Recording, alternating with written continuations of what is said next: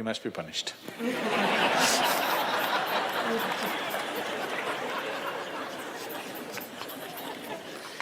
Either by you or somebody, he must be punished.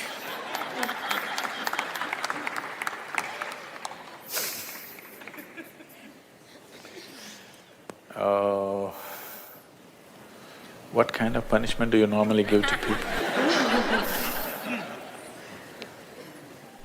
Already enough punishment has been given, isn't it? Already it's been given.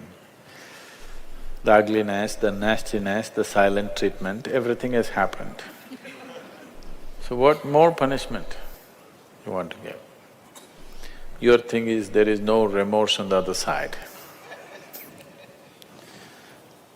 There's no remorse on the other side because people are doing what they want to do, not what you want them to do, always. And that may not be in your interest, but they're doing what they want to do. Is it right, wrong? I'm not going into the morality of it. I want you to understand the mechanics of the situation. Somebody is doing what they want to do. Now you think they must be punished. Probably they have not broken any law, otherwise they would be anyway punished. They're breaking an understanding between two people. Probably you misunderstood the understanding. You believed that these understandings are absolute. They are not. Nowhere in the history of humanity or today or in any time in future will human relationships be absolute. Though every person who gets little romantic believes that this is going to be an absolute relationship, there is no such thing about it. A relationship is a variable, always. You have to conduct it on a daily basis. One day if you don't conduct it properly, it may go somewhere. Yes or no? No, please look at it as it is. You have to conduct it right. So, no, I'm doing my best. Obviously somebody feels your best is not good enough for them. No, I want you to come to terms with this. This is not about… I'm not saying what they're doing is right or wrong, that's not for me to say. All I'm saying is, this is how human beings are functioning for ages and still are. I'm saying, first of all, you need to understand, relationships will never ever be absolute. There will be variables that it's juggling that you have to do. If you're juggling with fireballs, sometimes it'll spill out. Takes lot of skill and attention. Yes or no? You married, many of you. Doesn't it take a lot of skill and attention? Yes. If you don't pay any attention, you don't know what the hell is happening. It takes a lot of attention, isn't it? Someone just called me from some country in Europe and, "Sadhguru, I'm just doing housework, come and save me." Take me away to your ashram, I'm just doing housework. She's washing dishes and stuff. Well, very affluent, but has 4 children. So all the time there is something to do endlessly. And today the maid did not turn up, so you have to wash the dishes. 4 children are there, you got to wash the dishes, you got to wash everything. So I'm saying, you need to understand this. A relationship is a variable reality. It is not an absolute reality. If you want to have an absolute relationship, you must hold relationships with the dead. That's the reason why a lot of people choose God, because it's an absolute. You can handle it whichever way you want. If you didn't think of him for 10 days, and on the 11th day if you think of him, he's still there. You do that to your husband or wife or somebody, then something else will happen. You went away, got busy, forgot about God for 3 years. Again you can think, still there.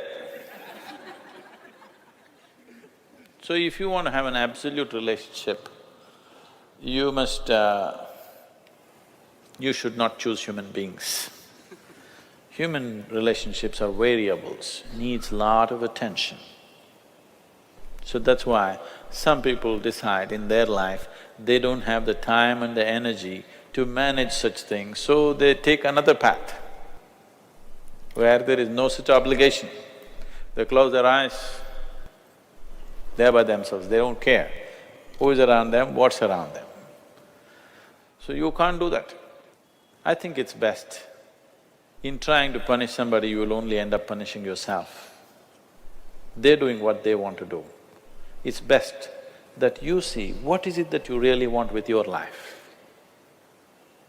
You don't have to react to them and do something stupid like them.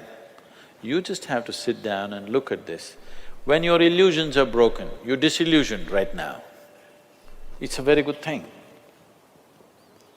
If your illusions are broken, that means life is bringing you closer to reality, isn't it? So this is an opportunity for you to sit down and see, what is the nature of my life? Why is it? See, this piece of life is a complete piece of life, isn't it so? Is it half a life? Are you a half a life or a full life? Full life. Why is it that it feels so incomplete that it needs another person to fill this life? Why is it? It's time to look at it, isn't it? If this is a full life, this is complete by itself. But right now, you made it in such a way that this cannot exist with that one and that one, without that one and that one and that one.